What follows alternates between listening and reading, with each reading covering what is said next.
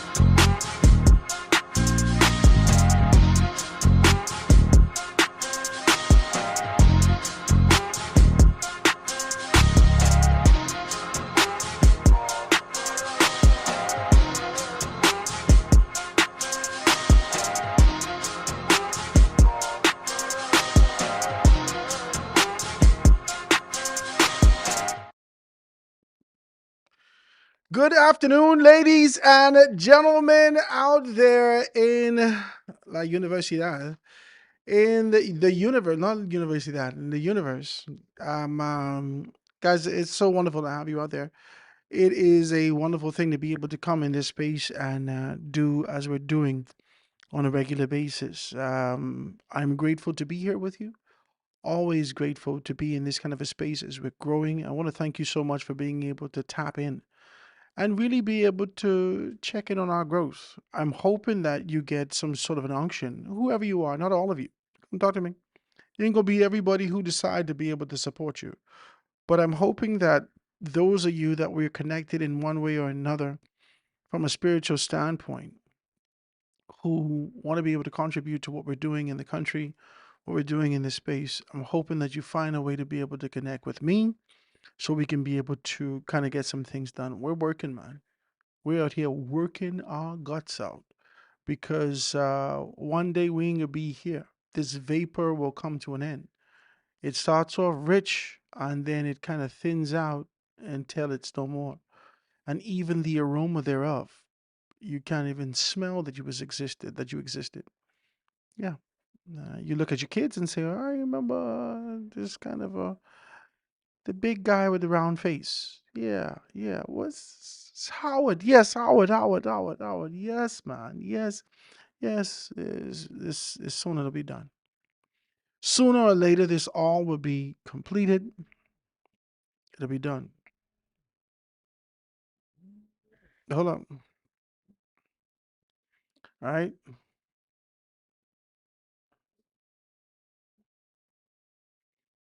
I'm getting a call that's coming through.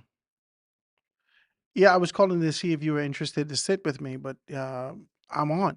So I'll give you a call right after the show. Yeah, so sorry about that. We're here, man. We're here and we're jamming and we're talking about this, man. Life is going to come to an end. There's sort of an idea that you exist in this kind of a, you know, gaudy postured, egotistical kind of a effervescence that you have, this essence that you carry, that you believe that you're going to be here forever. Our time is to come and go. And what I've realized over the space that I've lived, with the cut behind that I've gotten, with the tribulation that I've gotten, with the dream that existed in me, with the convictions that I know that I'm supposed to do something, and externally saying something entirely different to me. I can't even get away, amen. I know what my inside's saying. We ain't supposed to be broke. We ain't supposed to live like this. We ain't supposed to be in this kind of situation. All these things that we endure with a very clear understanding that God has called us to greatness. And we're sitting in this position trying to figure out, how the hell did I end up here if God showed me that we're supposed to be in a different space? And you believe what God says, but you are baffled by the environment, baffled by the tribulation, baffled by the lack of funds, the lack of finances. You got more dreams than money. You got more dreams than money. Every dispensation of man could have this conversation with you. Every dispensation of man, every iteration of man, every rotation of man could have the same conversation with you. How the hell can I have more dreams than money? I'd rather not dream at all. It's best not that I even be born.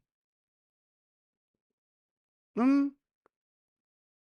How can I have this dream to believe that God has called me to this great thing and I don't have no money? I waking up, I writing business plans, I'm constructing those things, I'm believing, I'm presenting myself professional on the job site, I'm doing everything I could, and I still got more hope and dreams than money. How?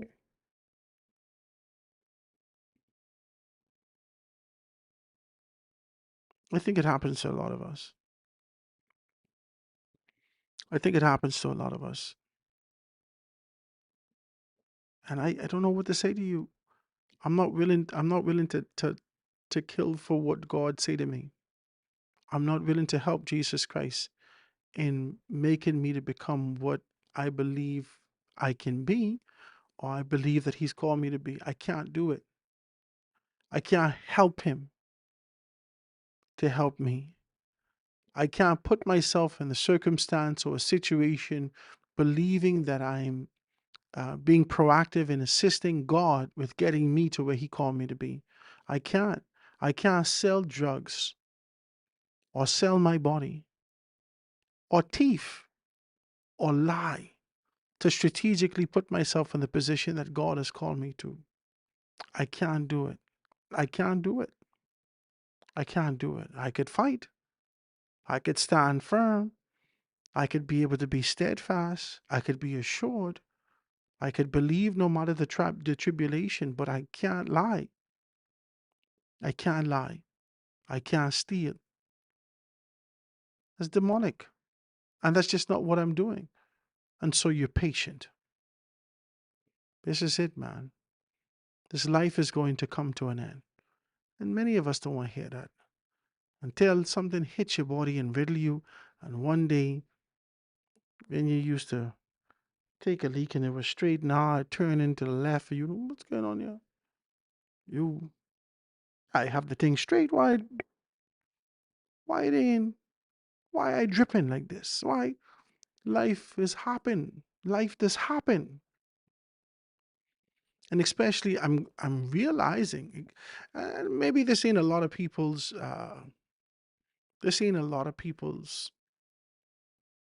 testimony. This ain't a lot of people's tribulation. But I know this, man. I fighting, I doing all these things, and as a big fella after the age of 40, I realizing this.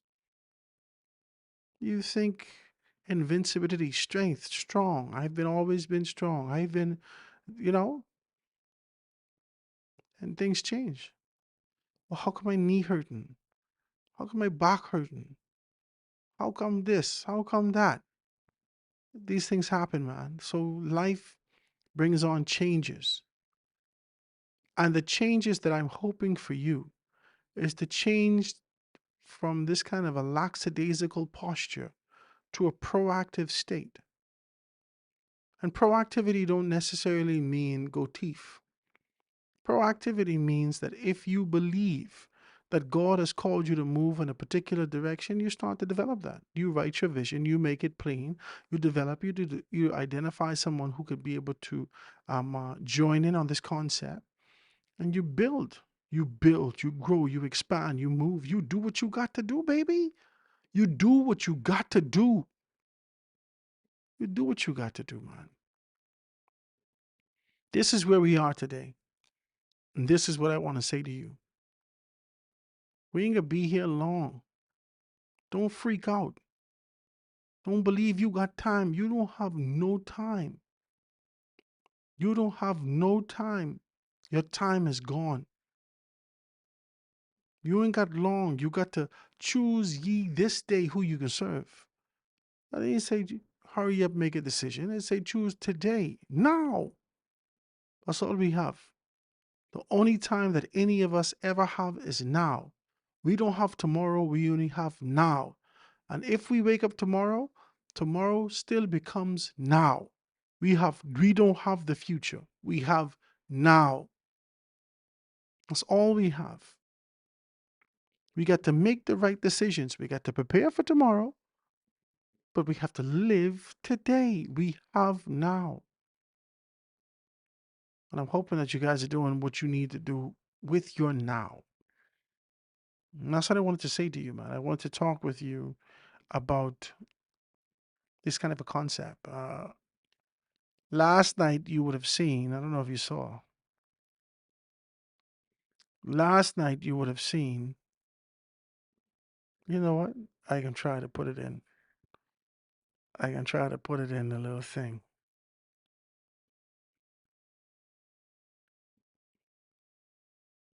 Let me see if I can find it. Last night you possibly would have been able to see circulating throughout social media and other spaces this video of me standing behind the desk at ZNS on the rundown where Clint Watson would have been in that particular space. And there is a shift afoot. There's a shift happening. And with that shift, there is an expectation. And on my behalf, there is a desire to be able to sit in that seat and really jam. I want to thank Clint and the Broadcasting Corporation of the Bahamas. I want to thank the executive chairman in his particular capacity. I want to thank leadership, management. I want to thank the minister associated with that. I want to thank the powers that be. I want to thank the prime minister. Everyone who reached out to me, who spoke to me about this prospect, about the concept, about the idea of being able to make this happen. Clint, being able to be relentless, because this isn't the first time he come present this to me. And, I guess everything aligned this time for me to be able to step into this role. And they were more than accommodating. We're still waiting on a few I's to be dotted and T's to be crossed in certain areas, but there's an expectation that we start on February 2nd, which is next week, Monday. The show starts at about 8 p.m. We go for 1 hour, 8 p.m. That's going to be a quick hour. It's going to be an energetic hour. I'm hoping that ZNS is ready for me. But they've been watching my shows. They know what I just do. My show is not an orthodox, it's an unorthodox approach to being able to deliver information, the same information that everyone else has, but it's an unorthodox, unique approach to being able to dissect it and deliver it accordingly. And so they've reached out to me, and first thing I tell them, I'm scared to get fired. I don't want to get fired. Jesus Christ, how much time one man could get fired? It's too much. Yeah, it's just people. It's too much. It's too much. How much time one man can get fired for Jesus? How much time you can fire one man? How much time? That's how I created my own thing. That's how you gotta fire me from this. This is my thing, right? And to kick off the radio station, You can't fire me from that. It's mine. How much time you could fire a man from one day? And so I was very clear about that and let them know that I'm always going to be fair and balanced. I understand the position. I understand the history that exists in these particular spaces. I understand the tradition. And I respect those particular things, but understand that we are in a new dispensation. Understand that there is a transition afoot. Understand that if you're bringing me in, I'm having a holistic conversation with our communities. How would we understand? I said, no, I ain't got a border. If you ain't into that, then I ain't got the border. Howard, we know. We've been watching. We know. You say, okay. And so I want to thank those persons involved. Leadership, I want to thank the staff. Very, very, very accommodating at ZNES and very professional in terms of their presentation and what they've delivered. I want to thank them for that. I really do. I want to thank Andrew Burrows and Clint Watson, those persons, even Kaylisa, who have strategically been at inflection points throughout this new growth that ZNS is actually being able to undergo at this time, right? Every one of them represents a different uh, type of growth that happened at the corporation. And we must be able to pay homage to those particular persons for doing their part with what they had. Yeah, everyone did their part. For a long time, management only held the line. That's it. They only held the line, held everything in position. They didn't want to. They say, all right, this is we holding the line. And some people push it a little bit further over the years. Some people push the envelope, you know, just a nudge because they're fair for their jobs. All these things happen, man. These things happen. But Clint, he has he's taken a chance. He's taken a significant chance. He gets some blows as a result of it. Oh, jeez, he want to be GM and talk show host, and he want to do that. Why the hell he got to do all of these things?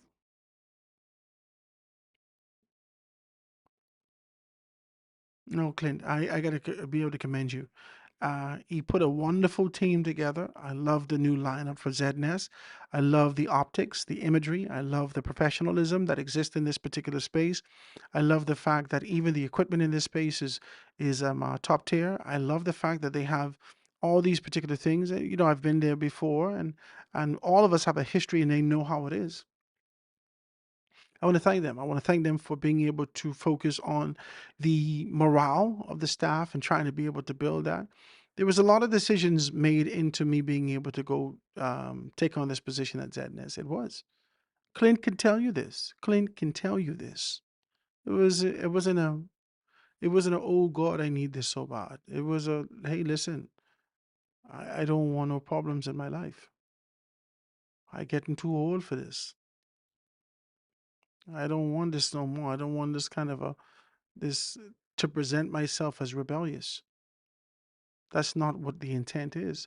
The intent has always been able to stand in conviction and do the right thing, do the righteous thing. And so this was a very long conversation. And a lot of people were pulled into this conversation. I didn't do this by myself. Even Anton, I can give you a shout out. Even Anton, my very good friend, Anton called me last night and say, Howard, you don't even call me and tell me, I made calls for you. And, but the truth is that I try to keep everything under wraps. Got me say? That's what my grandmothers do, see? Right? So I zip it up. I didn't say anything. In this country, fellas say you're talking about that, they try to block you. So I didn't say anything until everything was done. But they decided to let some information out. I ain't gonna fight them. We're supposed to be starting on Monday. So we're excited about that. Excited to jam and excited to kind of move in that direction to be able to make those things happen. We believe that ZNS is going to be able to make some things happen. You can expect Howard Grant to show up on the show, not some variation thereof. This is an election season. These are going to be tough conversations. These are going to be real conversations. I don't know how much of the FNM will come to me. I am open and I'd love to have them, right? But I'm hoping that they are not. I'm hoping that they're professional in their approach and I'm hoping that they're prepared. I am. Because I do have, and more than anyone, I will scrutinize you, not because of hatred, because of a greater expectation that I have of you. Yeah. I have a greater expectation of you. You represent a youthful arm in this country that has articulated a desire to be able to move people towards technological advancements and alignment with what advances happen from a global standpoint. And for the most part, you have followed the trail of tradition and political soothsaying that has happened in this country. That's what you've done. And most recently, you have mirrored, reflected, projected, right? And provided some sense of duplicity of what we would have seen from the COI. You don't want to hear that. I'm not interested in that. I watching, um, and you did this with the DNA also. I'm watching them articulate a particular position that sounds progressive. It don't even have no tentacles. It don't even have no weight. It don't have an anchor. It don't make sense in some. It just sounds good, and you jump on that. You didn't put meat to it. You didn't develop it. You didn't etch it out. You did. You just identifying. And the COI is very good at this. The COI has created a path where they trouble the political, well, the proverbial water of our spirits. They trouble the water, right? And in troubling the water, they come out here and tell us everything that we hate. They tell us everything that we hate. They tell us about uh, the infractions from an immigration standpoint, the lack of jobs that leads back to immigration, the lack of enthusiasm, the disparity as it relates to pay, the lack of home ownerships, and the disparity that exists in those particular spaces, the lack of, they show us deprivation that exists in our society and they attach it some way, somehow, some 6 degrees of separation to immigration, to illegal immigration and illegal migrant. They find a way to be able to superimpose, transpose, supersede whatever the natural order of things is to be able to pull in this conversation of illegal migrants. That's what the COI has done. The COI needs you to be reminded that you will not have anything real soon because of the Haitians. They want you to know that. They need you to know that more shepherd needle is growing in your yard because of Haitians. You need to know that. You need to know that the potholes is because of the Haitians. You need to know that. You need to know that the temperature and the fluctuation thereof is because this is too much, man. This is too much. This is too much. And then the FNM take that avenue and sought to build on this fear mongering. Yeah. This relentless, perpetual idea of being able to remind you of a state of lack that you are in as a result of an influx, an infiltration, a strategic position of something being taken from you from these people. That is what they have done. And they tug on our heartstrings to remind us and play a soft Jiminy Cricket violin to remind you that you're in this position because of the Haitians. This is what it is. This is what it is. And so, as you're reminded, as you identify these things, as you see this, you have this notion. And if you are inclined to agree, you find yourself supporting. Yeah, you know what? You know what? This the damn truth. These Haitians cost that.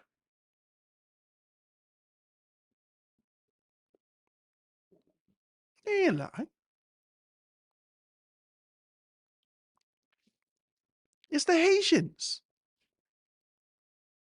That is, by and large, what we get from the COI. And the FNM jump on that train. Anything moving, the FNM jump on it. They like, you ever see in India when the two trains pass and the Indians flux, they run up on this train. There's a bunch of them hanging off. Two trains pass. They slow down in a district or in a town area. These guys jumping from one train to another and moving all over the place. That's the FNM. They're just looking for a train. These trains going in two opposite directions. You're still jumping on it. So the FNM is done. I don't want to rag and brag and continue to be able to beat down the FNM for these things. I'm just saying, if we have a conversation, this is where it's going to go. And you have to be prepared for that. Now, I know you got a team of men and women that could be able to combat me. That's fine. But I still got the questions. And whether or not you want to be asked these questions or whether or not you have an answer, that's on you. I got the platform, I got the questions. I want to be able to know. I would treat you no different than when I was released from ZNS under the FNM administration as a result of being able to bring on the PLP. These are conversations I've already had. I want to be able to have a very clear conversation.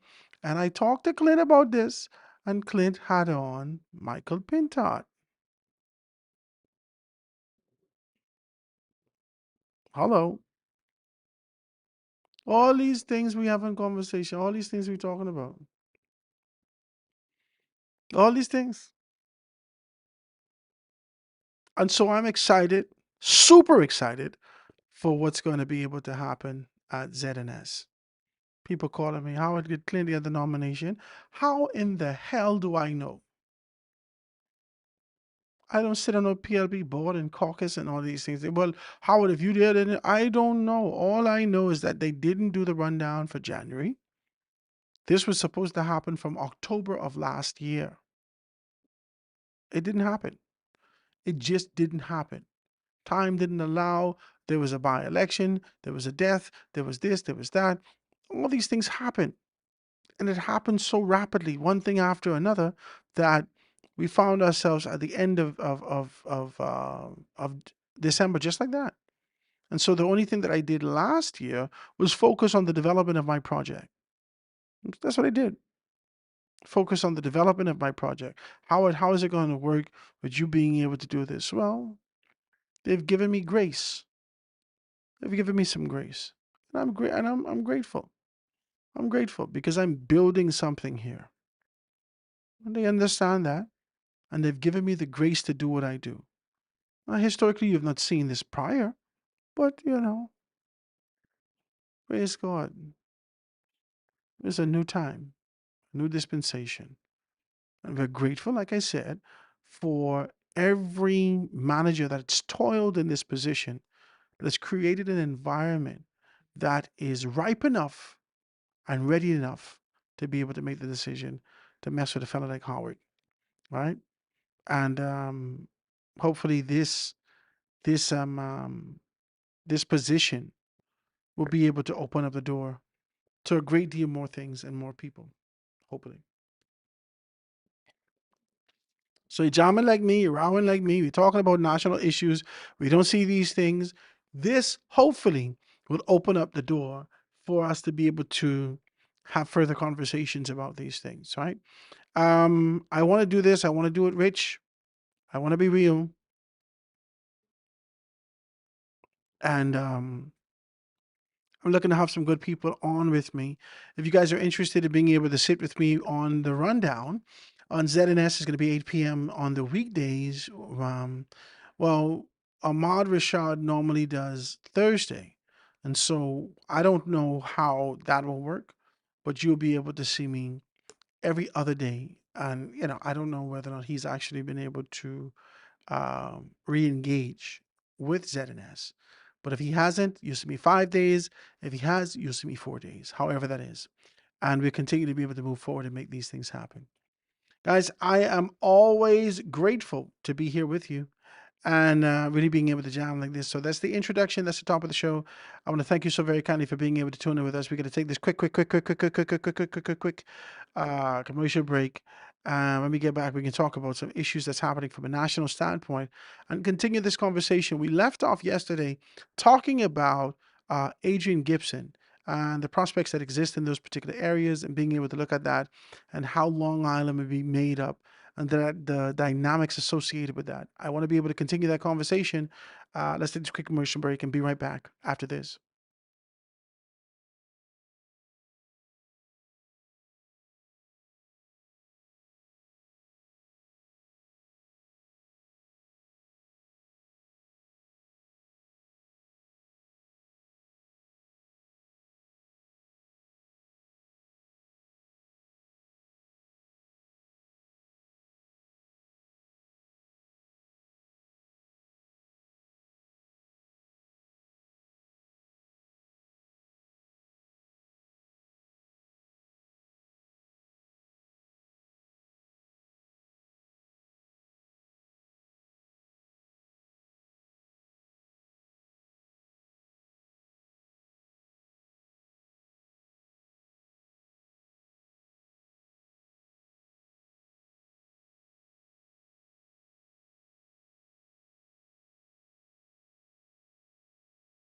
Taking Bahamian music to the world.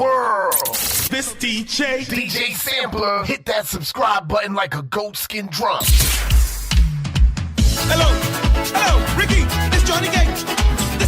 Man. Listen, nobody's been trying to keep us locked down. They want us to go inside the kill man. They're just breaking straight, man. That's sweet music. You know why they go. Every turn, I go drink on the rum. I can kill man. When we get straight, I wave my flag. When we get every turn, I go drink on the rum. I can kill man. Get him, Ricky. Just give me the Rick and scrape. Beat that drum and scrape that ray. I get scrapped inside Long Bay. I like to fish with Johnny Cake. Just give me the Rick and scrape. Beat that drum and scrape that ray. I get scrapped inside Long Bay. I like to fish with Johnny Cake. Just give me the Rick and scrape. Beat that drum and scrape that ray. I get scrapped inside Long Bay. I like to fish with Johnny Cake. When the music plays, I'm the first one to dance. Yo, bust it, bass sampler, bust it, my lord. Reggae step so sweet, don't think you understand.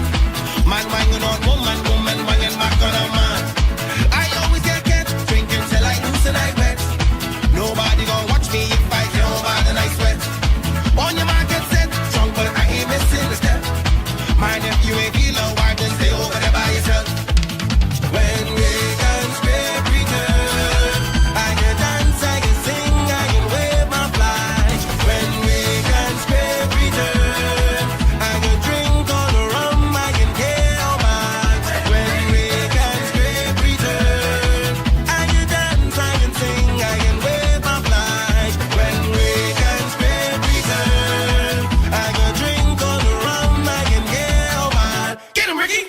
Just give me the Rick and scrape. Beat that drum and scrape that ray. I get scrapped inside Long Bay. I like to fish with Johnny Cake. Like to fish with Johnny Cake. Like to fish with Johnny Cake. Like to fish with Johnny Cake. Like to fish with Johnny Cake. 3 a.m. and I'm waiting for the sun. Lost track of the days, man. Lucky this ain't no fun. Cell phone in my left hand, TV on my right. My mouth action dry 'cause there ain't no rum inside. Longing for the days when I was wild and free. Out to everything was lit, not a care or worry. Now it's like I've joined the crowd.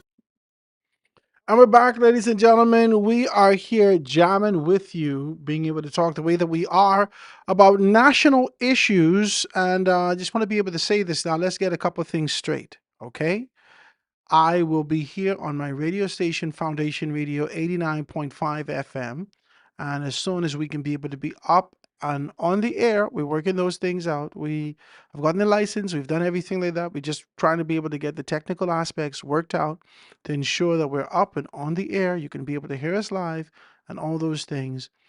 You'll be able to hear that. And so I'll simulcast with this podcast. You'll be able to see me and hear me live in the city of Nassau. We'll be doing everything from the same space and jamming like this. Now, let's just be clear about some stuff. There are some opportunity for some packages. Don't treat me like I am not one of these big established companies and all the fellas get into this other company and so forth and so on. Don't fight me. Don't fight me. If you're out here doing advertisements, consider me. Just consider me and give me a try.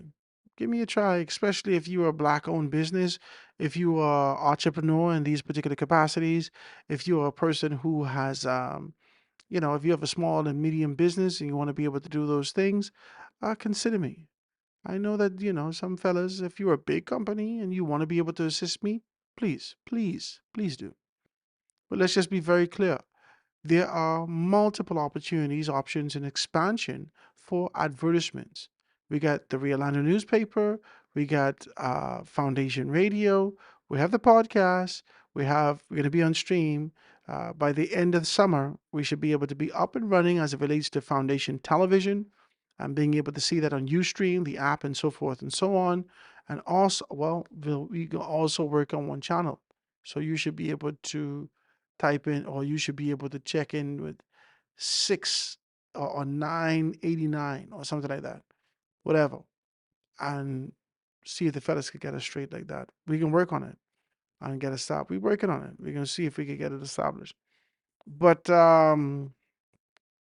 I know that you're so used to some fellas just being able to come right out the gate and got all these things ready. Praise God for them. I don't have that kind of contingency. We're working 1 foot at a time. And if you want help, you can do that. I'd love you to. 827-0111, advertisements opportunities here. If you want to be able to do something on the rundown and be able to make those particular things happen as it relates to being able to present that and present persons like that, we can do a package deal for you. I just got to get those rates from the rundown. And so if you want to do a bundle package, rundown will be this package, we'll be this package, we can do something straight across the board. If you into that kind of thing, 827-0111. If not, then I can fight you, but I got to put it on la mesa, on the table. And let's be able to do these things. I'll read something right here. Man takes plea deal in fatal beating. I got to shout out my good decent people over at Crystal Select. They got everything available for you. You want to go down to Crystal Select. They're available on East Street South. All right. When you go to East Street South, you're going to be passing over Soldier Road. It's about 4 or 5 buildings in, left hand side, big tin building, warehouse type building, left hand side. You can be able to see that. Crystal Selects right there, 325-1416, 325-1416. They will be more than happy to take care of you in those areas. All right. I got to shout out my wife today, Mrs. Grant. She is being honored by the Governor General. Today we have a ceremony, a service that'll be held over at Government House. We're going to be joining them there. My wife will be honored for her years of service in the uniform branch of the government of the Bahamas. She has done tremendous. She has gone through highs. She's gone through lows. She's gone through questionable periods. She has always endured, never once even considered leaving this job, right? I don't know. Well, I don't know why over the years. But this is something that she does and something that she loves. And she does her job well. Like, she really does her job well. She really does. She is, in my humble opinion, one of the best. Now, how can I say this? The amount of calls that is coming to my wife for an understanding how to navigate this, how to navigate that. What do we do this? Should we do this? And isn't this the rate? Shouldn't it? I said, Jesus Christ, I can't even ask this woman 2 questions. She asked me, you don't know? Huh? When she home? Listen, I just want to be decent. When she home, oh my God, can you lift this? Oh, can you get this for me? Oh, can you do this? I say, you just act like you can't do nothing. Then you see me. When you to work, you live in cars. You got that on your back. You could drag trailers, put it with your teeth, the rope. I don't know what you just do. All I know is there is a level of confidence in you when you out on a people job. When you come in here and I say, listen, baby, what do you think? But I don't know. I don't know. And then she say, and you's man? Yeah. Well, man it with your mind. I don't know. I say, oh my God. I'm not gonna fight her. Praise God. But she has been wonderful. Wonderful in her capacity as she started off as guard. Then she started off as no, she didn't start off as guard. What did they start off as? Um, Trainee, I think it's trainee. I can't remember. Anyway, whatever that pre-rank is, that introductory rank, she developed herself up to guard. Then she gone into, is it grade one? Anyway, she's being honored for that. Years of service, 2 decades of service to the Bahamas Uniform Branch in arms. And so congratulations, baby doll. And all the absolute best. I'm hoping that she give me that level of enthusiasm in my business one day. Can I say this? Is it too much? Is it too much? Yeah, I can be selfish. That's my wife. That's my wife. I don't want to share her. I don't care who it is. I don't want to be sharing my wife. That's my wife. So all the skills that she would have developed for the uniform branch and the uniform arm, this woman, listen to me, this woman, you have no idea. This woman, she's certified with gun. She's certified with tactical training in terms of how to drive a car. She's certified how to dive and all this. This is a flipping you in the Navy. What the hell is going on with you, baby? Huh? Oh, we're gonna do deep diving today. What the hell is going on here? Huh? I ain't waiting for her to come home with black polish on her eye here like this. Huh? I saw I waiting on. She listen, every consideration in every division, she's been certified, qualified, capable to do this. She bad. I can't lie. But I want her all to myself. I don't want to share her. I want her all to myself. I got to say congratulations to her and being able to do all those things and all those other persons who are being honored and recognized by the government of the Bahamas by the Governor General today in that honor ceremony. I want to, congratulate you and thank the government for being able to recognize this honor. I know a lot of persons are always kind of put this thing there and they say, and this is the conversation I've been having with you. Everyone says things like, oh, well, the government only doing that because it's election time. Trust me, it's election. Oh, Jesus God. You know how long some of these people have been waiting for promotion. You need to shut up. Y'all don't know none of these things, If you ain't wait for government, you don't have no understanding. Everybody who worked for government have an appreciation for this. Everybody. They appreciate it. My wife calling people from Grand Bahama, because we was living in Grand Bahama, and she know people from all over the islands, because government, you move from island to island. And so her friends or work colleagues, I call them friends. She says, trust me, you're just mad that you don't have no friends. I say, I may not have no friends, but I can sit down here and talk like a woman on the phone all night anyhow, right? But she's been getting phone calls left, right, and center. Girl, I get promoted. Girl, listen. And she is ecstatic. She listen, we driving in the car or we talking or she cooking and I in the kitchen with her cleaning or whatever the case may be. I'm so happy for whoever. I'm so happy. Oh God, you know how long they was in? They was in before me. They never get this. I'm so happy. Oh God. And this is what she is genuinely happy for these people. You should see her smiling and telling me how excited she is for these people to get promotion. Y'all don't know none about this man. We've been toiling away in these environments for such a long time, and our labor, we keep asking, is it in vain? Is my living, is my labor in vain? Will I get recognition? Am I supposed to produce and perform and merely get a paycheck, not recognition? I know that I do much better work than some other people on this site.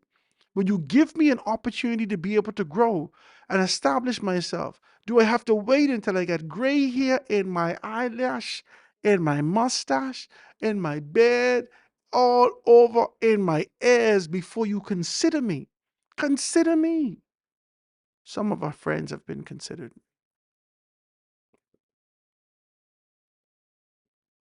The consideration was rich and it was heartfelt.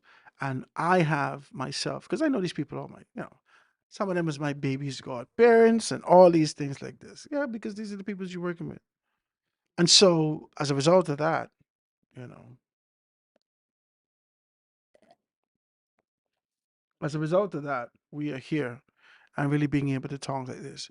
Congratulations to all those persons. We're going to be going there today and really enjoying ourselves with the Governor General and being able to identify those things. So we're happy for that. I'm happy for them. I'm happy for my wife. And I'm happy for you if you would have gotten that or your time coming. Because I understand some more promotions are coming out and some more things are happening. So congratulations to you. Congratulations to all those persons. It is well deserved, and it's a long time coming. No matter who administration did it, you got it. Amen. Praise God. All right, so let's read this here and let's talk about these things and see exactly where we are. I'm really be able to talk about where we are from a national standpoint. I want to be able to talk this. I want to be able to for you to be able to see this, right? I want for you to be able to identify this. We can talk about this just a little piece and identify it. Man takes a plea deal in fatal beating. All right. A Nassau man was on Monday sentenced to 7 years and 6 months in prison after admitting to beating and killing a 56-year-old man. Reginald Chase, 38 years old, pleaded guilty to manslaughter in fatal beating of Michael Pratt in June of 2023 when he appeared before Justice Neil Brathwaite. As part of the plea deal, prosecutors reduced a murder charge to manslaughter and gave Chase credit for the time that he spent on remand. According to the prosecutor, Kristen Butler Benaby, Chase was at Pratt's home.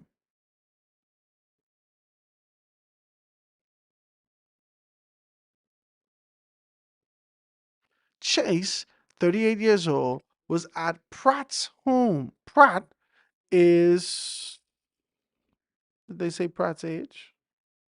56-year-old. Chase was at Pratt's home on Malcolm Road when they got into an argument. The argument turned deadly when Chase beat Pratt across the head and in the chest with a bat. Pratt was taken to the hospital where he died. An autopsy confirmed that Pratt died from blunt force trauma to the head and torso. Butler Benaby said that after Chase accepted the summary of the evidence, Brathwaite convicted and sentenced him. The plea deal recommended a sentence of 10 years, which was reduced to 7 and 6 months after accounting for remand time.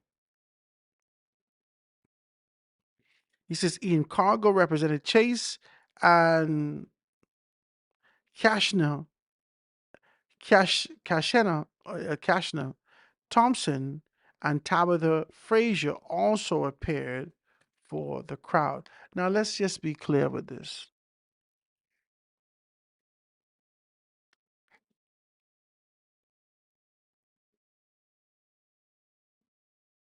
There's some issues I'm dealing with in my life. You may not know this by looking at me. My family knows this, and people who are very close to me in my community know this. There's a level of impatience that exists in me, and there is a fury that boils to the surface when, not when there's an indifference, because I could deal with that. I'm very articulate, I'm very knowledgeable, I'm very savvy of how to use my words. I'm good with that. But I don't like nobody trying to screw me over. And I don't like nobody lying on me. I hate it. I hate it because we try so hard to be decent. Yeah. Let's be decent is not just sort of a tagline for me. It is a way of life. It is a pursuit to align myself with where God has called me to be, not to be able to nestle myself in the position of, this kind of a content position. Let's be decent is a requirement. And sometimes you have to be able to say these things out loud so you could hear it. Faith cometh by hearing, and hearing by the word of God. So you say these things out loud to remind your spirit to align.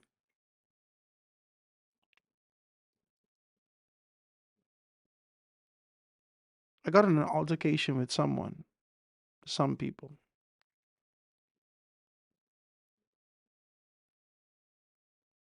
Years and years ago.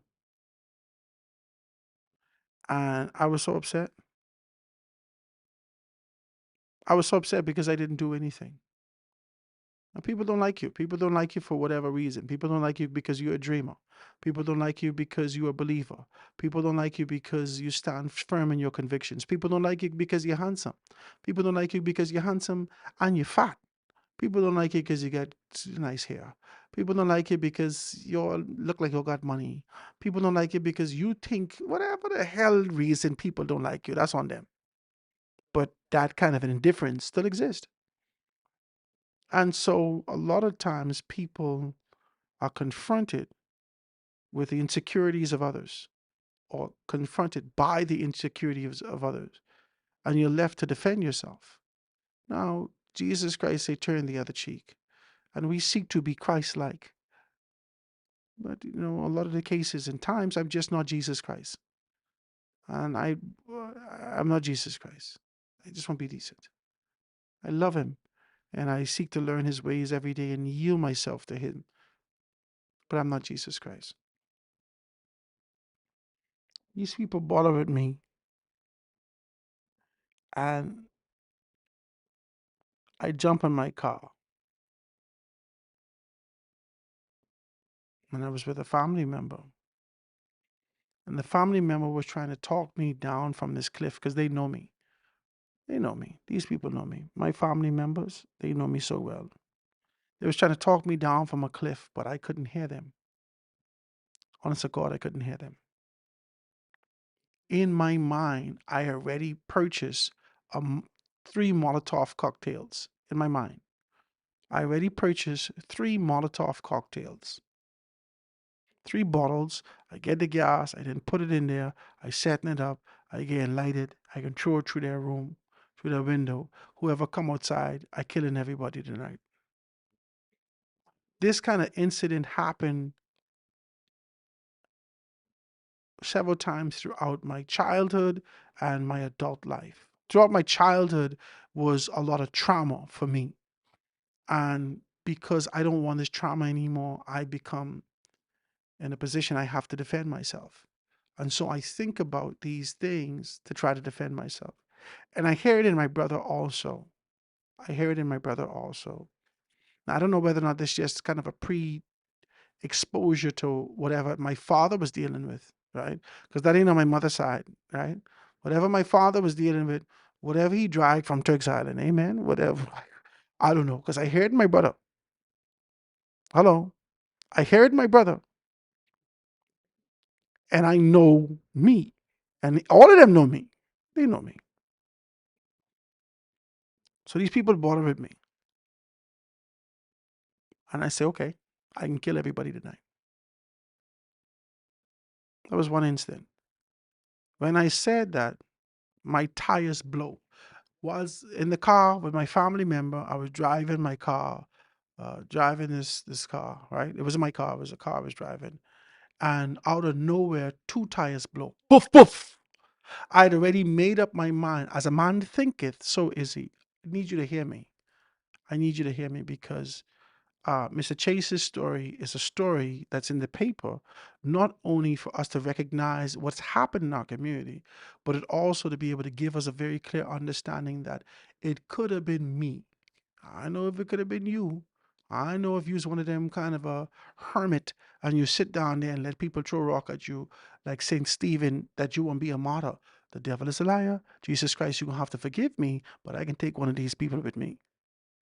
Oh my God, I can take three of y'all with me. We can die tonight together. My mind. My mind. So we driving, I driving, and my family member talking, they call me Motto. I tell you this before. They don't call me Howard. Right? My daddy's name is Howard. You see, Motto, you gotta calm down and do this and blah blah. I know he's getting hot. I know he's be mad about these things. I can't hear nothing this man say to me. All I said, all right, let me drop him home. And I say, yeah, man, I hear you. Listen to me. Calm, I calm. My shirt all raggedy on me. I am calm. And I ain't yelling. I driving. I say, yeah, man, okay, no problem. All right, no problem, yeah. All right, let me drop you home. I can drop you home right now. I said, no, man, I can be all right. He said, you getting back? I say, I ain't getting nowhere. I can be all right. Lying. I get into the gas station after this. And I drive it. It only could be because of Jesus Christ in our life, that he intervenes on our behalf to stop us from getting certain places. Guys, we got to stay prayed up, and we got to yield ourselves to something that's greater. We got to know that I can't do this myself. I'm prone to sin. I'm going to kill a Negro. I'm prone to this, especially if you come up in an environment where there is a significant tribulation. And especially if you come up in an environment where you have to fight for your things, that you are pre-exposed and to these particular things. Whilst he's talking to me and I driving him home, my two tires, boof, boof, two tires, because if it was one tire, I still going. Jesus Christ could tell you that. I still going if it was one tire. Because I didn't do nothing to these people. Why they do that to me, Lord? Two tires. And it took me all night in prayer to calm down. All night. Because as soon as two of them go on the same time, poof, poof, I knew Jesus Christ was trying to talk to me and I wasn't listening. I look at the road, nothing in the road, nothing happened. I told you all I always had these encounters from when I was a child.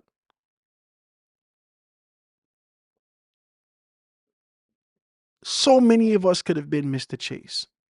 This guy stole something out of my car one time. I don't even know what happened between Chase and Mr. Pratt. I don't even know the story behind it. But I only read this and I remember my incidents and circumstances. This guy stole something out of my car, new Johnson 8 Maroc, brand new Johnson. Right? I come to find out later that he was my cousin's uncle. I didn't know that. All I saw was a New Jones and 8 Maroc. We leave our door open in 8 Maroc. Okay, this is our grant's property. Everybody in 8 Maroc who is here, no, don't come in our yard, don't bother, right? And so, sometimes you get slack with this. So I left my door open in my Hyundai hatchback. I left my wallet in there. I left some money. I used to get tip a lot. I left some money in the ashtray. I left my wallet in there. I had a cologne that I was supposed to buy. Since then, I don't even know if they make it anymore, called Casual Fridays, right? So I'd always keep my cologne because I used to have cigars. And so I always would keep myself fresh when I go around people that don't smell like cigars, smoke or whatever, right? So I had my cologne, I had my money, and I just bought my wife. Well, she was my girlfriend at the time. She wasn't my wife yet. I just bought her an Omega, not Omega. It was a Citizens, the pearl face one, Echo Drive, right? It was a Citizens Echo Drive with a nice pearl face, beautiful watch. They just came out with this. I just bought it for her. Drop her home. She left it in the car. I ain't looking up and down for the damn thing. I can't find it. I just buy this for her. I'm looking for my cologne. I can't find it. All my money missing, right? And so I couldn't fathom. I couldn't fathom who the hell would come in our yard and thief this from me. I couldn't fathom it. I said, Jesus, these people got to be crazy. They come in my yard. These people got to be crazy. I ride up and down in 8 Mile Rock. Every Johnson in 8 Mile Rock, I grab them and I say, hey, look here, you been by me? No. No Howard. No. No Howard. No Howard. No Grant. No Howard. No. I could not find this brand new Johnson. Now, he was the only one who took liberty in walking through our yard. He never did so after this. It took me 1 week to find this dude. 1 week. He was walking through. I telling you my story. That's where I come from. This is me. Don't look at me as a violent man. I'm not. I have Jesus Christ and I love him very much. But there's some issues that I've been pre-exposed to that put me in a certain situation, just like many of you. And if we don't talk about this, it'll make no damn sense. We will always be in this position. So the guy, he walking, and I see him, right? I see him. I looking for this dude. I didn't ask everybody for him. I see him. When I see him, he keep trying to hide from me. I run up on him and hit him with the car, right? Boom. I ain't slam him. I just ride right up on him because he's walking away. So he didn't see me coming up on him. So I ride right up on him. Bam. He fall on the car. I jump on the car, put the car in park, and I take off my belt. I grab him and I whale him up like I was his daddy.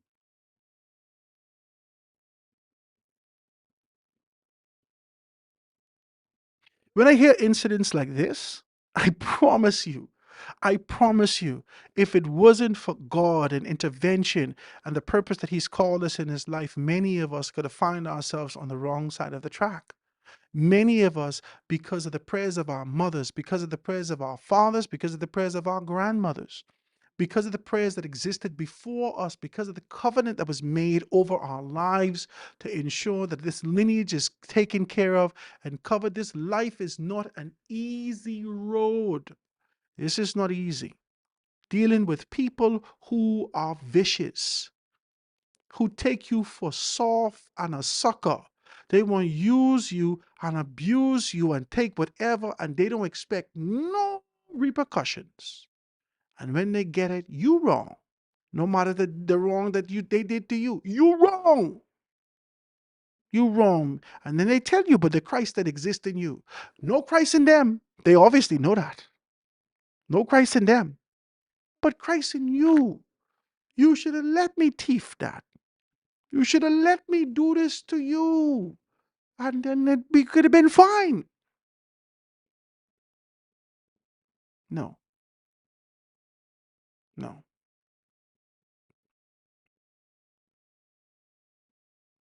the most vile thoughts creep in our hearts and our minds because of our pre-exposure and the fact that we were born in sin and shaped in iniquity.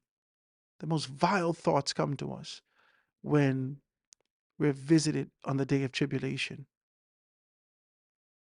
We're visited with whatever this issue is. How do we rectify this? How do we smile? How do we grin and bear? How do we take these things? Um, Reginald Chase, I don't know what happened. I really don't know what happened. I really don't know what happened.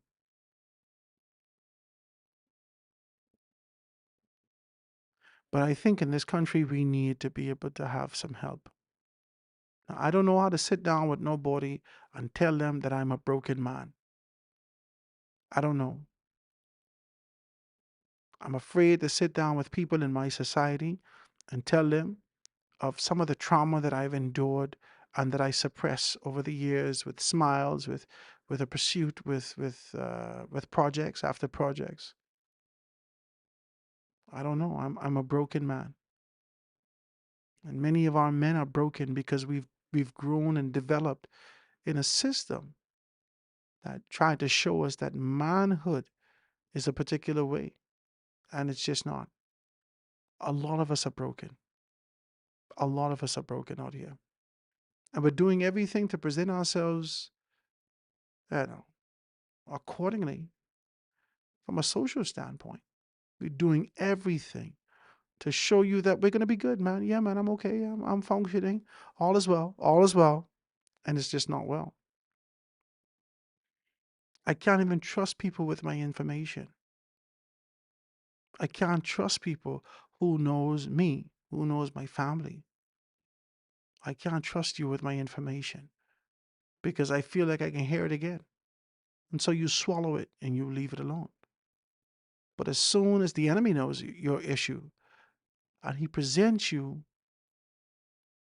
with that particular issue, every time, like Jesus on the mount, like when the devil showed up 3 times to be able to tempt Jesus, and he always knew how to be able to respond to these things.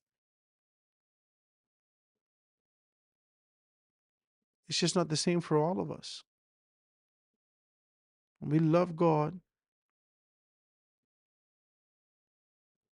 but we respond in a particular manner sometimes. Even Peter, he just respond in a particular manner sometimes. So I'm going to pray for you, Reginald. And I'm very sorry that you took this man's life. I'm very sorry. I know that from one hit after another, you never expected this to happen. You thought you would have break his leg or whatever the case may be, but I don't know what your thoughts were. And it doesn't help when we have these anger issues and we lash out and make verbal declarations over what we're doing. This guy, he's probably still sitting in jail. I don't know if he's out yet.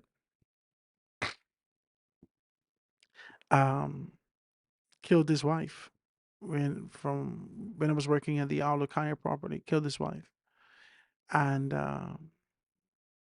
you know, multiple holes in this woman as she bleeds out, and the ambulance coming there, trying to be able to save her life, and you know, the police is taking him out. The same time they're taking his wife out on a stretcher, trying to rush her to the Rand Memorial Hospital, and he's screaming over her because of anger. You ain't dead yet. You ain't beep, beep, beep, beep, beep dead yet. Hurry up and die. These things stand out to me. And if it wasn't for purpose, if it wasn't for God in our lives, I think many of us would be in a different situations and circumstance. And for you that don't know about God, that don't have Him in your life, that you're flirting with this sort of an idea that you're a good person, but there's no transformation in you, that you've done whatever you can do, that you're trying to mask your trauma with alcohol. You're trying to mask your trauma with womanizing and having sex, and or whoremonger, whatever. You're trying to be able to fill this void in your life with something different, whatever you would have done. Whatever you would have done. You got to get your life right with Christ. You got to get your heart fixed. You got to find someone you could trust to talk to. I haven't found anybody yet. I want to so bad. I want to talk so bad. Sometimes I feel like I want to justify my position. And I want another human to sit with me and kind of, yeah, Howard, you're right. Yeah, Howard, that's justifiable. But I know that that's not what the Word of God says. I got to deal with these things. I got to deal with these things. And so when I hear these stories and when I see these things, I'm just reminded of how blessed I am for divine intervention. How blessed I am. I could tell you so much stories about this one point. I was deep in an argument. It was over silliness, but I was so broken and so broke that I just couldn't. I was so broken and so broke, I couldn't see straight. I just couldn't. I couldn't. And something happened. And, this guy just started running on. And I was trying to hear him. I said, listen, bro. Listen, bro. Some people are just aggressive. They won't come close to you and stuff like that. I said, listen, bro. Listen.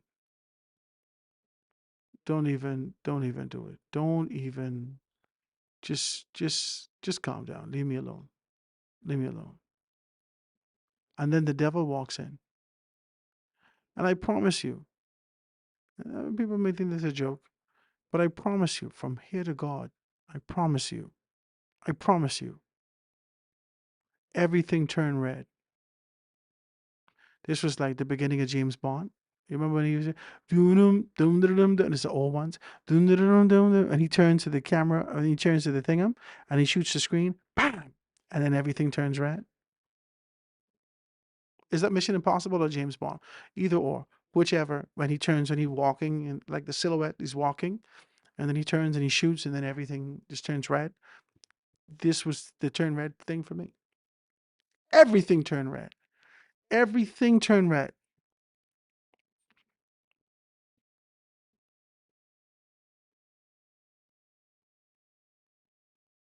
And I realize how spiritual influence is such a strong thing that we do not take into consideration.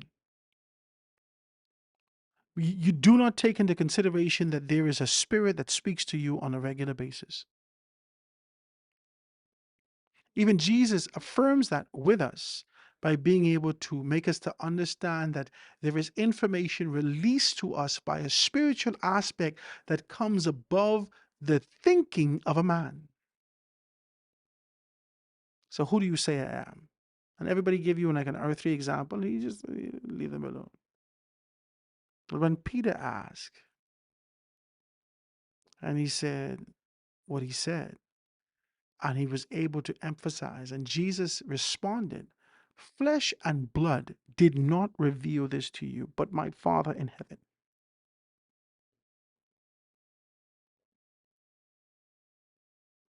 And I read that over the years, and I recognized that if flesh and blood didn't say this to you, who could say this to you? That was an intervention. And if the Bible is a book of principles, then at some juncture, the intervention can also be demonic. It don't always have to be Jesus Christ talking to you, especially if you have not acknowledged and been able to give him space in your life. You give space to the devil talking to you all the time. He is your daddy. Oh, that's a Church of God song. He is my daddy.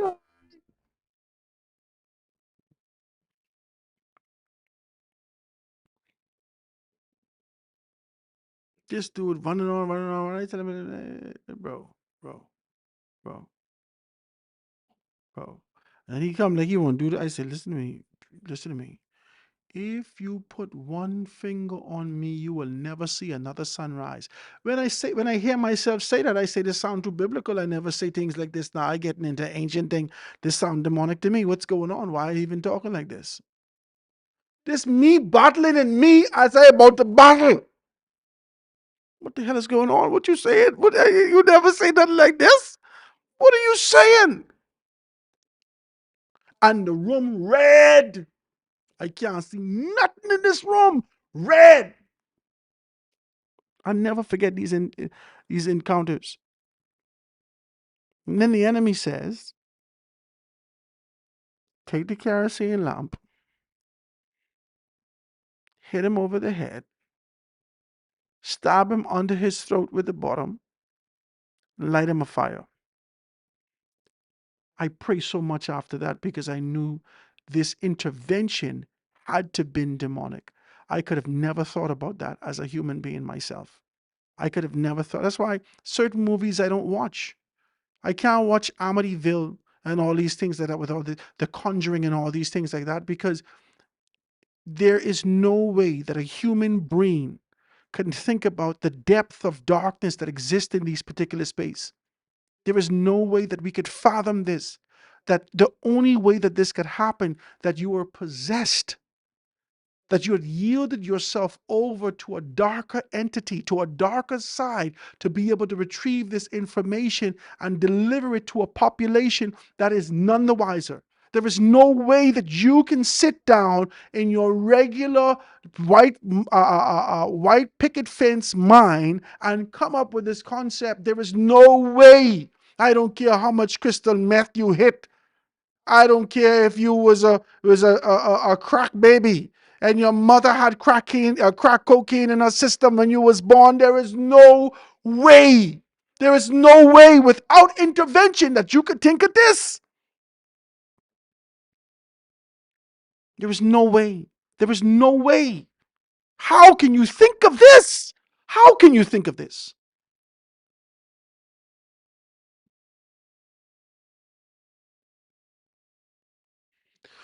We become vessels. We are vessels. The Holy Spirit lives in us. We are a temple. And if the temple is not taken over by God, is not yielded, is not consecrated, is not given to God, then we are an abandoned home. And vagrants come into this space. Come on, man. It's only principle. All we dealing with is principle. We ain't dealing with nothing fancy and nothing. All this is as it is in the natural, so it is in the spiritual. As it is on earth, so it is in heaven. There is a correlation that exists in these particulars, but I feel like it's get preachy with y'all. There's a correlation that exists here. That whatever you're seeing from a natural standpoint, that exists from a spiritual standpoint also.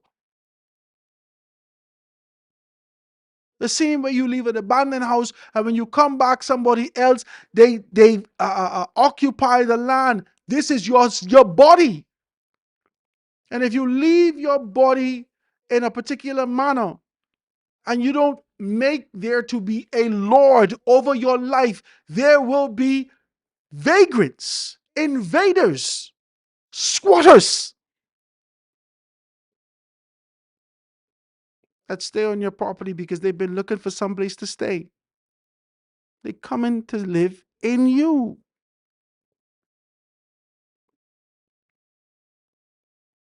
We got to seal this thing up, man. We got to seal this up. I hate to hear stories like this, man. He beat the man to death. He beat the man to death. Now you got to live with this forever. That you are a murderer. That men have died by your hands. You are a murderer. It's so much of us who could have done the same thing. I'm talking about deliberately. I'm not talking about the accidental. Oh, I didn't No, he was on the crosswalk. It was an accident. I'm talking about, yes, I meant to run the car in his house. I was hoping, I knew where his bed was, and I was hoping he was in this bed. I meant to kill him. I'm talking about the intentional aspect. This is heavily demonic. And for us to get to the space that God has called us to be, we have to realign ourselves with the call that God has on our lives. Simple. Some days we can get a little bit preachy because we have to be able to ensure that our spirit is in the right mode, in the right position to take us to where God has called us to be. That's all this is. I pray for you, my brother. Reginald, I pray for you. I don't know if you have a family. I don't know what's going on in your life. But ain't nothing there reading this story that many of us don't go through. Whether he owe you money, whether he cheat on you, whether your wife cheat on you or your girlfriend, whether he thief your car, whether, I don't know. I don't know. I don't know. I don't know. Whatever it is. It's hard, man. I had to go through these scenarios with my wife when I got married.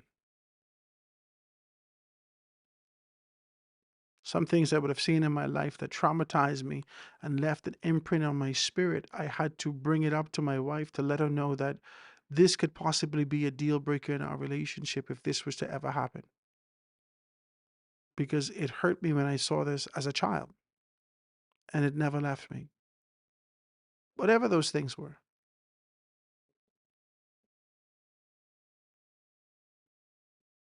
There's some things that we grow with that we just can't shake as men. But we got to figure it out. Continue to be able to pray for you. I pray for the family of Mr. Pratt, a 56-year-old man who would have passed away in 2023. I pray for all those persons who are dealing with post-traumatic slave disorder, post-traumatic stress disorder, post-traumatic broke disorder, poor disorder, whatever the disorder that you're dealing with, post-traumatic church disorder. Yeah. The post-traumatic love that you have. Yeah. I pray for you, man. And I pray that you get the kind of help that you need to help navigate you out of those rough shores and the tribulation that you endure every so often. You feel like Tom Hanks and Castaway. You sit in this kind of a position with the expectation to kind of make some things happen, and you can't get beyond the reef of our life. And so we are engulfed in tribulation and set alone on this island with tribulation. I pray for intervention in your life. I really do. Let's say this break, guys. Going to be right back after this.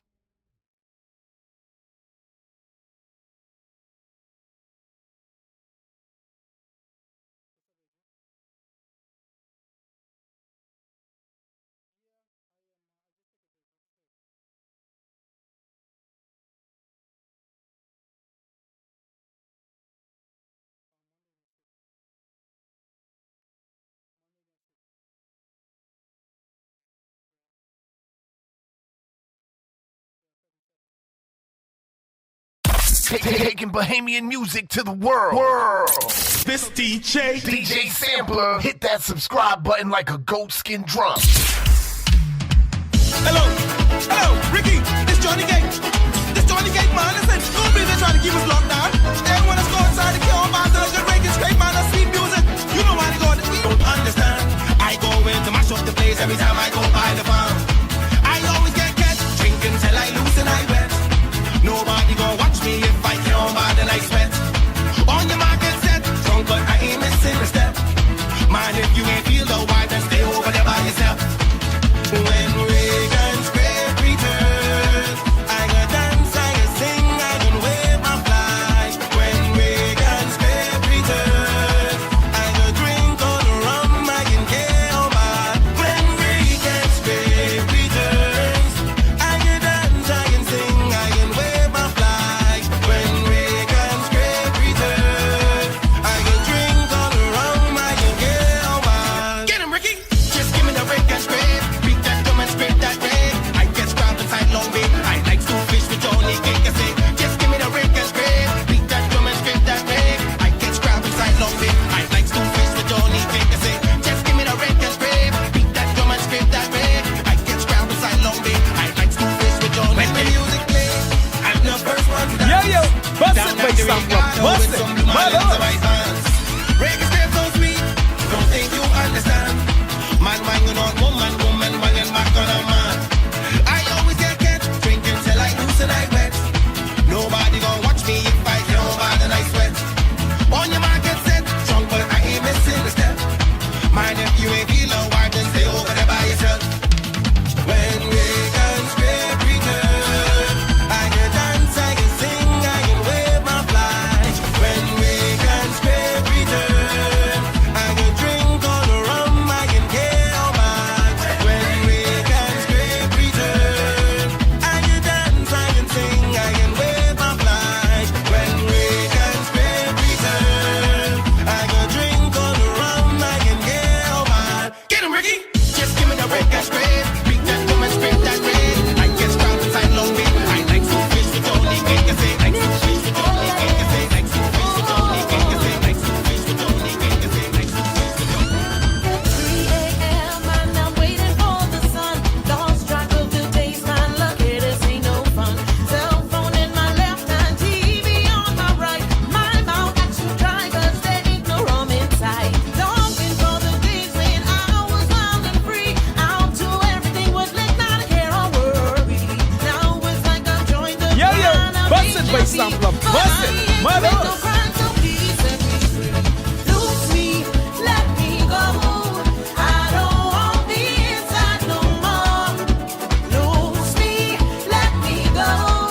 This is killing me, that's for sure. So let me out, let me out, let me out, yeah, let me out. Loose me, let me go. I don't want the inside no more. The Bahamian music ambassador, DJ Sampler. Yo, bust it, bass sample, bust it, my lord. It's 3 a.m. and I'm waiting for the sun. Lost track of the days, man. Lucky this ain't no fun. Cell phone in my left hand, TV on my right. My mouth actually dry 'cause there ain't no rum inside. Longing for the days when I was wild and free. Out to everything was lit, not a care or worry. Now it's like I've joined the clan of HMP. But I ain't commit no crime, so please set me free. Loose me, let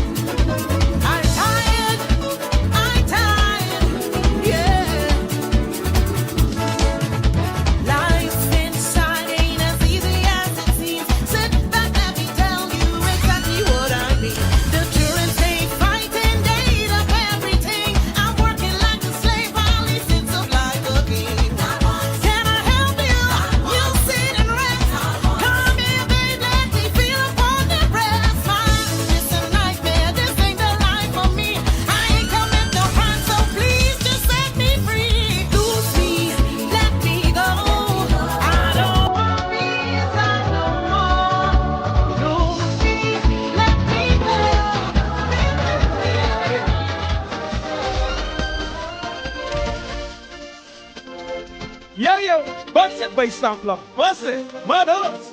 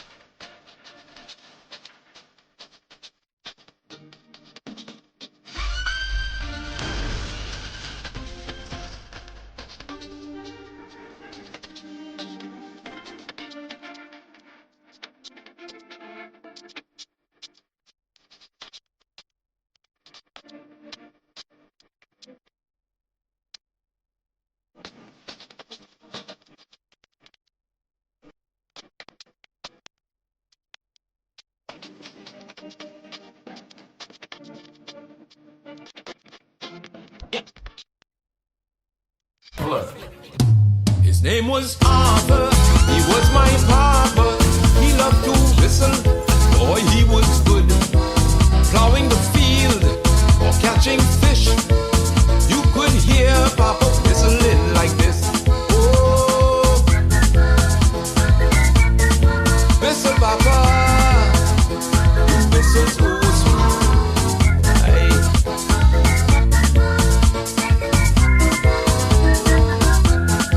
He was a Cat Island man, a gentleman. He said to be kind to all mankind. A choir master in Ebenezer, in Dumfries at the church upon the hill. Oh, aye.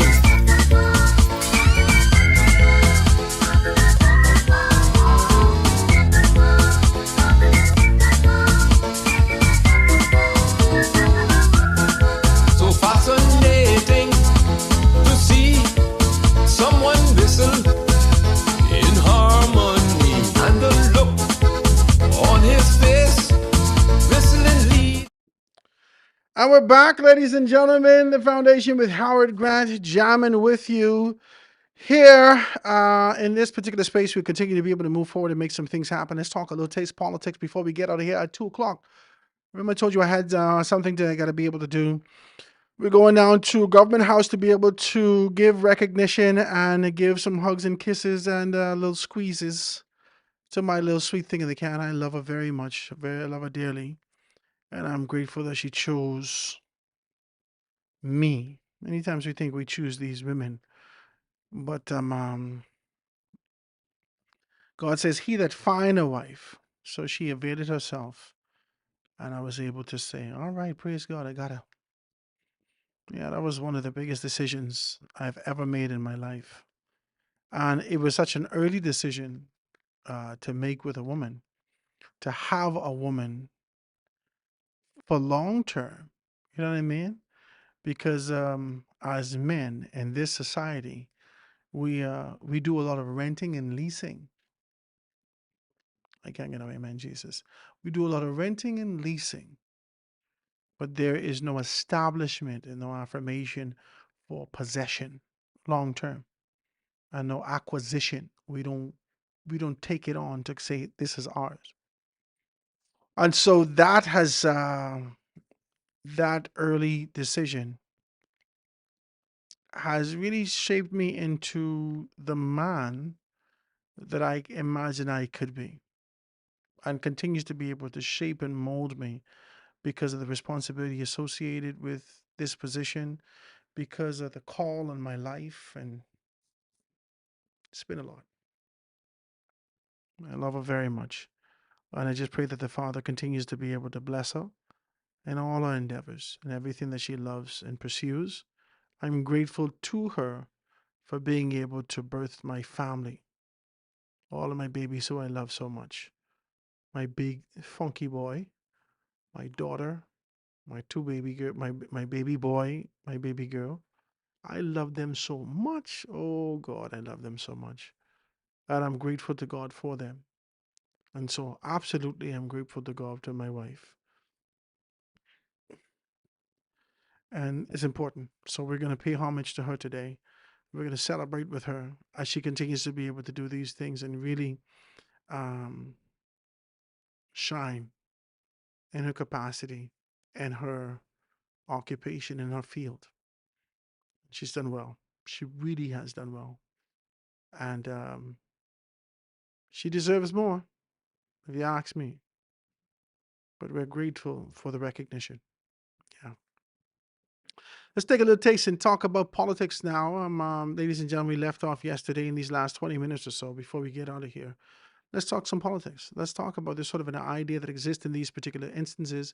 And let's talk about Long Island. Now, a lot of persons are indifferent about that. Yesterday, we would have looked in the paper and been able to identify. And there's a lot of things that can be able to talk about. We can talk about the Haitian pastor's $14,000 visa scam, PHA late telling the government overtime funds a bust, PLP is divided over timing of the pre-election convention. I think that's one of the things that I'd like to be able to talk about also. But I see the office of the Prime Minister's Communication Director, Latrey Ramming, and so we'll have a conversation with him next week. We'll pull him on the rundown, and we'll have a conversation with him because we'll introduce him to the structure and the formality of that space, and really being able to engage him and find out about this convention. Why now? So we can do that, right? So let's turn to this before we go home and before we get out of here. I'd like to be able to have this conversation. Yesterday, we would have been able to see in the papers this kind of conversation that existed and continues to be able to be regurgitated socially about, hold on now, where the hell, it was on page 4 yesterday, right? Was that in the Tribune? Yeah, and the Tribune yesterday was on page 4, and here it is now again. Concerns of the unresolved court case of Free National Movement Member of Parliament, Long Island seat, Adrian Gibson, in that particular position, whether or not it'll do what it's supposed to do. That should be very clear. Brian McPhee, Adrian Gibson, Andre Rawlings, and Michael Turnquest. All of these are excellent choices. Now, I might have a problem with the FNM as a whole, with leadership in the organization going contrary, but I promise you, I have no issue with any of these men. And I can't say that I have an individual issues with any of the men and women that exist in the organization. Now, they may cuss me because I'm being able to challenge the organization in that particular capacity. But the truth is that I like Brad McPhee. He's a pilot. I like Adrian Gibson. I like Andre Rollins, really do. I feel like in many instances, if we had forged the type of friendship that I imagine that we could have had in our mind, that he would have been like a brother. He's a cool guy. I like this guy, right? And Michael Turnquest, I like him, but I've never really been able to kind of engage him. And I don't, you know what I mean? Like I know him from afar off. I'm sure that he knows me also, but we've never really engaged. But I like him. I hear him from a distance, and I've been looking for some stuff from him. So I like these men individually, and I want to be honest that any choice that is being made for the constituency of Long Island more specifically is a good choice from these men. I believe that they would offer Long Island a great deal for the organization, and I believe that I believe that they can be able to lend something and render a great deal of passion that could be churned out and in the House of Assembly that can be able to found out from them, especially if they choose, let's say hypothetically, Andre Rollins. Not that he is the pinnacle of the group, but from a political articulate standpoint, based upon what we would have seen in the past. Can we say that? Based upon the evidence of what we've seen in the past, what he's displayed, what he's shown in the past, that it can be said, or there would be an expectation for him to either present that particular frequency, that level, that capacity that he had before, or rise above that. So there is a lot that is expected from Andre Rollins in this particular capacity. Brad McPhee has always shown himself to be a party man, to be a company man, to be a person that continues to be able to yield to move when the party requires him to move, to serve when the party requires him to serve. So he's always yielded himself and placed himself in this position of service for the organization. Michael Turnquest, has an air about him, right? That he understands the organization from close involvement from a historic standpoint. His family, uh, who were associated with this prior, uh, he's serving with a very clear understanding that just beneath the surface exists legacy and relationship. That's how I see him. That's how I see him. Right? Not that he presents this kind of an arrogance at the forefront, but his articulation, peppered with history, peppered with familiarity, shows that that exists just beneath the surface. Just beneath the surface, there exists legacy, and this legacy needs to be fulfilled, perpetuated, built upon to ensure that the future is strong for the organization and for his family. So I believe that that would be a good choice also. And Adrian Gibson, at the forefront, he had um, something to prove. He had to prove youth. He had to prove creativity. He had to prove his tenacious nature to be able to make these particular things happen. But there were some missteps, right? And this is not condemnation to say that he is. This is not condemnation to say that he did it or he didn't do it. He's right or wrong or nothing. But there were some personal missteps that he took that bled into his political livelihood. Okay, his language that he used in approaching senior men, in his political juvenile posture, was frowned upon.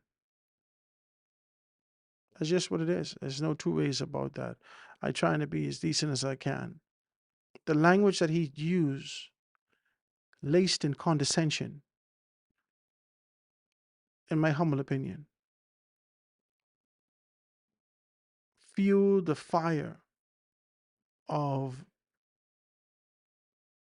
or lit the furnace of ego in these men's life as they continue to be able to say to themselves, I's a senior man here.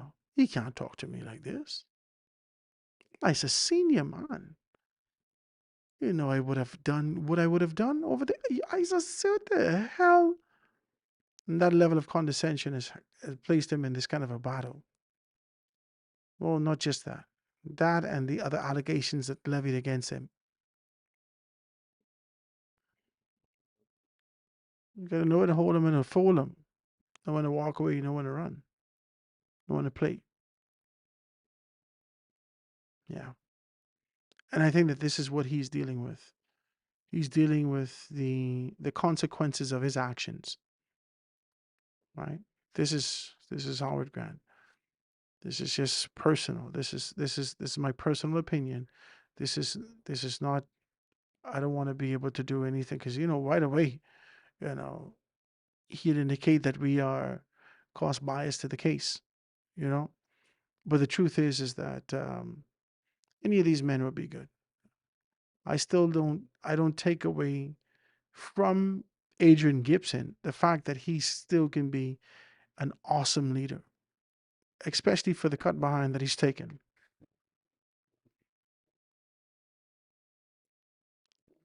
For the cut behind that he's taken over the past few, years, I guess, for what he's endured, I think that if humility was evasive to him, if humility was elusive to him and he couldn't grab hold of it, sitting in this posture for the past few years allowed humility to be able to soak deep into him, richly being able to possess him. His marrow shut up in him like fire in his bones, seeping into his marrow. The importance of being able to watch your step, watch your language, and move with grace and this sort of gratitude to those that are before you. Yeah. You see, I've never gone on a job site or anything and say to the people, well, I could do this better than you. I've never done that. These people are just a bunch of jackasses. I could do this better. I've never done that. I just don't do that. My confident posture, the way that I speak, the way that I can be able to articulate and build a concept is a little bit scary for people who don't do that naturally. They sit in this position, but they don't naturally do some of the things that I present. You understand? I'll never forget that, I was one of several front office managers, right? And, I probably whispered that I speak Spanish. I don't know if they set this up or I don't know if this just naturally happened. All of a sudden, this woman, we didn't have a Spanish people in or none of these things like this. This lady came out of nowhere and she had an issue, but she couldn't speak English. She came all the way to the Bahamas and can't speak English. She traveled all the way here and can't speak English. She didn't have a translator. She didn't have a phone. She didn't have nothing. She just came all the way here and couldn't speak English. And then she gets to the front desk and she's checking in and she can't speak English. And so they call me, Howard, you say you could, the other managers, Howard, you say you could speak English? Come here, please. I say, okay. You say you could speak Spanish? Come. And so the lady comes and she looks at me and I look at her. And I said, hello. And she started riddling off, whatever she was saying. I can't remember. And I smiled. And I took my time and I spoke with her in Spanish. And she needed a room key change, or I don't know what it was. I can't remember what it was. I rectified the issue and she went off. And everybody, when I turned around, everybody was looking at me like, I said, did you think I was lying on my resume? And I told you that this is what I do? Do you think I was lying on my resume when I told you that this is what I do? I've never placed myself in the position of being able to be superior and telling people that they don't know and I know. But the way that I present myself and the professionalism that I take can be, I don't know, can cause some reluctance of being able to engage with me. And I think that Adrian Gibson would have learned his lesson. Yeah. That this example, this showing the might of the law, his profession, his position, his name is on the line.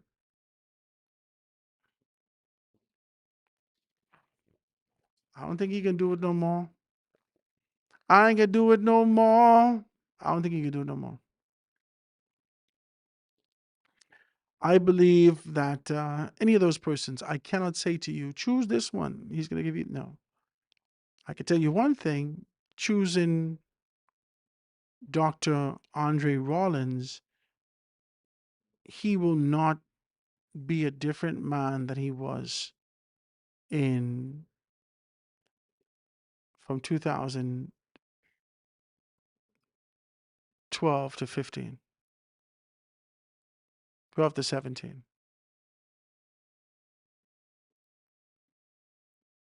He will not be a different man. Was his dispensation 12 to 17? Or was it 7 to 12? He will not be a different man. He's a more matured man. He is more meticulous. He is more strategic.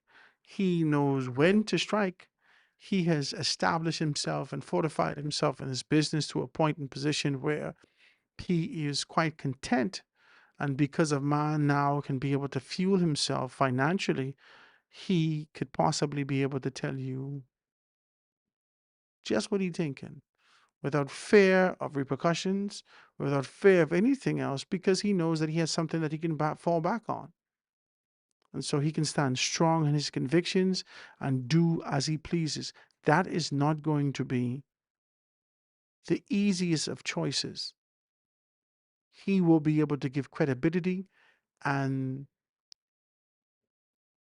dust off the image and the organization of being able to hire yes men. Yeah, yeah, that's what he will do. His presentation and his existence alone will be able to shake off the concept that the organization seeks to strategically put men and women in place that can only offer us genuflection. He will not do that. He will not do that. Arinthia won't do that. Ellsworth won't do that. Marvin won't do that. It's just what it is. This is just what it is. This is the beauty that I see coming out of this space. I don't believe that Omar will do that out of 8 Mile Rock. They just won't do it. They just won't do it. Okay? And so as I look at this and I make this determination and identify these particular things, as I look at this could be not good for Michael Pintard, but these choices can be good for the Free National Movement. And ultimately, after this election season is done with, the FNM needs to be able to identify strength, good men and women in their various capacities, to be able to cause the legacy of the organization to continue and growth and development. When I have further conversations with you, I thank you so very kindly for being able to tune in with us. I'm going to see you tomorrow, God's Prayer Life, right here on The Foundation. Have a great I have a dream where the powerful and the powerless will sit at the same table, where the haves will see the have-nots, not as burdens, but as brothers, where class will not divide us, but conviction will unite us. I have a dream that the oligarchs will remember we must all eat, that the brown-faced neo-colonialists will remember who they are and whose they are. I have a dream that fraternities will build beyond internal architecture into a national bond, that the walls of design will